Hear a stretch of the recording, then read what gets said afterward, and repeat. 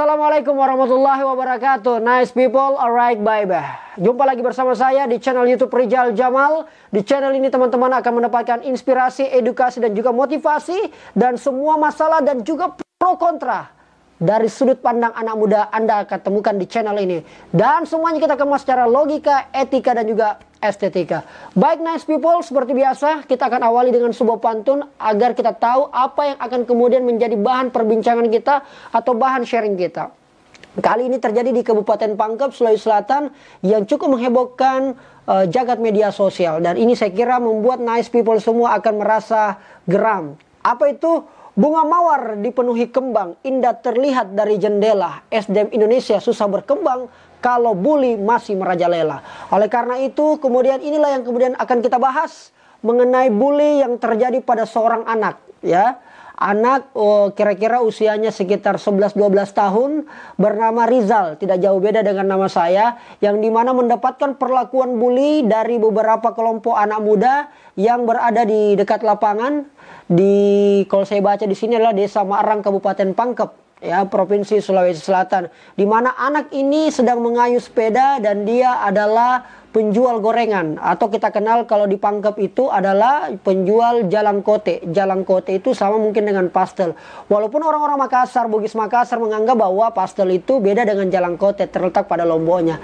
Saya cukup merasa geram dan cukup merasa bahwa kalau ini terus dibiarkan maka kemudian kita berusaha payah untuk membangun sumber daya manusia Indonesia yang berkualitas. Kalau kemudian bully ini terus masih ada di Indonesia, dan mungkin bully ini tidak akan bisa hilang atau mungkin selesai, tapi paling tidak tingkatnya itu mulai menurun, atau tingkatnya harusnya tidak besar seperti yang kita rasakan seperti biasa. Karena bully sudah menjadi konsumsi yang notabene hampir mungkin tiap saat. Di komen-komen pun banyak biasa di YouTube, di Instagram, di Twitter, Facebook, bahkan masih banyak bully. Itu di cyberbullying istilahnya. Saya sebagai kemudian anak juga yang pernah merasakan puluhan tahun silam mendapatkan bulian kurang lebih 6 tahun dari kelas 1 sampai dengan kelas 6 SD. Tentu merasa bagian dan merasa tahu seperti apa psikologi daripada anak tersebut, tahu seperti apa yang sebenarnya harus kita lakukan. Nah, jadi dalam video tersebut terdapat 3 video. Video pertama ketika dihadang, dan video kedua ketika sudah dipukul, dan video ketiga ketika memang sudah dikerumuni, ya. Jadi ini beberapa, tidak mungkin kita tayangkan videonya. Videonya banyak berseliweran di berbagai kanal media sosial, di Instagram. Teman-teman bisa cek, cukup menyayat hati memang, ya. Sangat-sangat miris dan kita geram. Nice people, cukup geram kita melihatnya bagaimana seorang anak yang kemudian mengalami pembulian. Ternyata usut punya usut, ternyata anak ini sudah sering dibully. Sudah sering dibully bahkan berbulan-bulan, tapi dia takut untuk memberitahukan kepada orang tuanya. Karena dengan semangat ia ingin membantu orang tuanya, memperbaiki keadaan ekonomi orang tuanya. Walaupun mungkin itu sangat sulit karena hanya dari jualan gorengan atau jual jalang kote. Tetapi paling tidak kemudian banyak orang merasa tergerak untuk menjadikan ini sebagai aksi sosial atau aksi kerelawanan, karena kemudian di masa pandemi corona dan juga di bulan puasa Ramadan. Saya tentu sangat menyesalkan hal ini. Bagaimana dengan nice people? Mudah-mudahan kita sama. Tetapi paling tidak kita bisa memberikan pencerahan bagaimana kemudian bully ini bisa dihentikan atau bully ini bisa dikurangi. Karena biar bagaimanapun bully adalah sebuah perbuatan untuk mencoba untuk menyakiti seseorang, baik itu secara fisik, baik itu mungkin secara kata-kata, baik itu mungkin secara ancaman dan sebagainya. Inilah yang kemudian menjadi fokus kita. Bully, saya melihat bully atau yang terjadi pada anak ini sangat kasihan, ya. Seolah-olah pelakunya ini merasa hebat sendiri atau merasa bahwa dia yang mungkin paling keren. Saya kurang tahu apa yang ada pada benak pelaku bully. Apakah dia merasa bahwa dialah yang paling hebat, atau mungkin dia yang paling gagah, atau mungkin dia yang paling berkuasa di wilayah itu. Nah, inilah yang kemudian saya teringat kemudian bagaimana saya ketika juga dibully waktu SD, ya. Dimana kalau kita tahu mungkin di anak kecil usia-usia 90-an itu ada istilah mengenal anak bawang. Dimana anak bawang ini adalah anak yang kemudian menjadi bulan-bulanan. ya, adalah anak yang menjadi bulan-bulanan. Pokoknya dia disuruh selalu disuruh-suruh, selalu diapa-apakan, selalu dizolimi dan sebagainya. Saya pernah mengalami tersebut. Kemudian bully itu berhenti. Kemudian ketika saya beranjak di kelas 1-2 SMP, alhamdulillah, karena kemudian ada perubahan dan kepercayaan diri yang muncul dari kita. Kali ini kita akan mencoba mencari tahu, ya, sebenarnya apa yang menyebabkan atau apa efek daripada bulian itu sendiri. Penyebab bully, ya, penyebab bully dari korban. Ya, pertama karena ada penampilan fisik. Mungkin karena fisiknya beda daripada yang lain. Kayak saya waktu itu dibully karena saya memang kurus. Saya kerempeng. Bagaimana tuh saya kecil, pendek, kurus, hitam, hancur. Kira-kira begitulah. Akhirnya gara-gara penampilan fisik kita yang kurang kemudian terjadi bully. Padahal kita semua adalah sama ciptaan Tuhan yang Maha Kuasa. Kedua mungkin karena adanya perbedaan ras yang kemudian artinya dia menjadi minoritas dari kumpulan orang. Ketiga mungkin karena ada orientasi seksual. Maksudnya adalah karena dia adalah LGBT, gay, waria dan sebagainya. Itu yang mungkin penyebab terjadinya bullying dari sisi korban.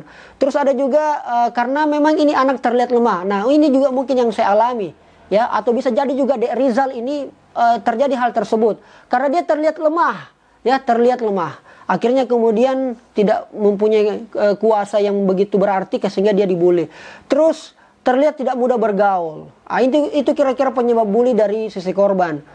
Ini saya kutip dari doktersehat.com, ya.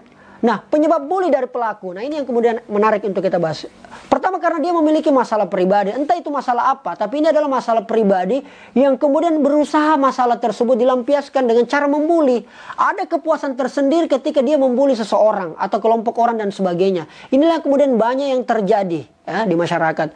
Kedua karena pernah menjadi korban bullying. Makanya kemudian saya cukup juga miris karena ketika si Rizal ini dibully dan videonya viral, kemudian rame-rame orang juga membuli pelakunya. Akhirnya apa? Terjadi lingkaran bulian di situ. Akhirnya bully itu tidak akan pernah berhenti. Nah, inilah yang kemudian, padahal kemudian kita percayakanlah kepada proses hukum. Walaupun kita tahu bahwa memang itu susah untuk dibendung netizen untuk bagaimana juga membuli habis-habisan satu Indonesia, bahkan membuatkan meme. Itu juga bagian daripada lingkaran bulian yang tidak akan pernah berhenti. Jadi circle bulian itu selalu mengalir. Kita mungkin boleh beda pendapat terkait ini, tapi boleh kita kemudian kita bersabar diskusi di kolom komentar. Terus rasa iri pada korban, mungkin karena korban itu memiliki sesuatu yang begitu istimewa, mungkin spesial sehingga kemudian dibully. Ya, ini dari kacamata pelaku.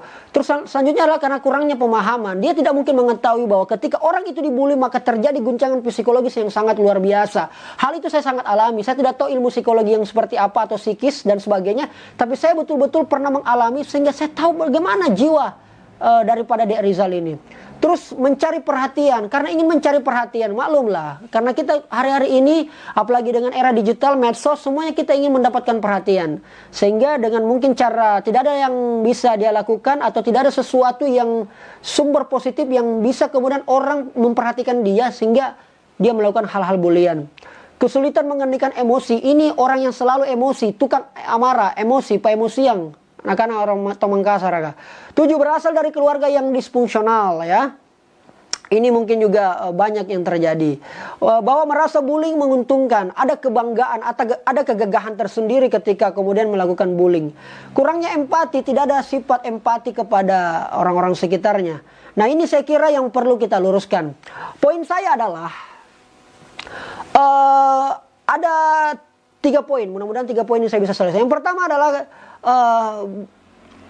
selalu saja dinamika atau aliran daripada bullying itu adalah ketika terjadi bullying, ya, ketika terjadi bully atau mungkin perundungan bahasa Indonesianya viral, dan itu ketika viral yang kemudian akhirnya pelaku mendapat sorotan habis-habisan atau pelaku ini mendapat kecaman yang luar biasa dan juga dibully habis-habisan. Nah, ini yang kemudian menjadi catatan penting. Yang kedua, saya lihat banyak orang yang turut membantu. Langsung semua yang mungkin selama ini kita jarang lihat dia membantu, akhirnya semuanya orang ingin turut membantu. Ada rasa ibah. Saya kira itu sangat baik dan positif. Namun yang saya kritisi atau yang saya memberikan sedikit garis bawah pada proses itu adalah karena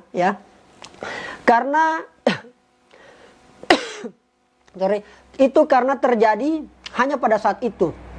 Padahal banyak sekali mungkin juga anak-anak Indonesia yang mungkin masih di bawah umur terjadi proses pembulian, tapi kemudian tidak terangkat di media sosial. Ya, itu pun yang merekam juga ini adalah pelakunya. Itu pun juga pelakunya mengupload. Seandainya mungkin tidak diupload, mungkin tidak. Tapi karena diupload, oke lah, makanya dia tersebar. Banyak yang membantu. Akhirnya kemudian mudah-mudahan ini yang membantu ini juga menjadi terbiasa atau mencari lagi orang-orang yang demikian, atau membantu orang-orang miskin, membantu orang-orang yang lemah dan sebagainya, agar kemudian ini bisa menjadi kekuatan massal atau menjadi gerakan massal. Yang ketiga, saya melihat bahwa disitulah bukti ketidakhadiran negara, tidak kehadiran pemerintah di sana. Akhirnya persembunyian ini selesai di masyarakat yang membantu. Saya kurang tahu apakah pemerintah turut serta ini, kecuali daripada pihak kepolisian, ya, pihak keamanan yang memang mempunyai tugas dan kewajiban untuk menyelesaikan masalah ataupun melindungi masyarakat. Nah, ini pemerintah harus hadir di sana. Akhirnya si anak ini diberikan sepeda, diberikan uang tunai, diberikan sembako, diberikan macam-macam, bahkan diberikan beasiswa oleh sekretaris pribadi Pak Prabowo Subianto. Semoga hal-hal ini yang kemudian tidak menjadi proses-proses yang begitu-begitu saja. Ada masalah akan spiral yang kemudian orang berbondong-bondong membantu karena viralnya. Tapi kemudian sedikit sekali kita rasa orang kemudian berbondong-bondong membantu itu memang karena dia memang butuh. Karena memang dia susah, terlilit, kondisinya susah. Dan banyak sekali saya kira orang-orang yang selama ini dibully tapi belum muncul ke media atau mungkin belum terblow up dan sebagainya. Harapan kita adalah bagaimana bully ini segera dihentikan dan jangan lagi sampai ada bully terjadi. Apalagi perundungan ini sangat memalukan karena ini adalah seorang anak yang juga menjual gorengan dan membantu ekonomi keluarga. Terima kasih banyak nice people. Ku coba-coba makan pepaya di pinggir kali. Anak muda harus tetap berkarya dan stoplah untuk membuli. Terima kasih banyak, saya Rizal Jamal. Jangan lupa berkarya hari ini. Assalamualaikum warahmatullahi wabarakatuh.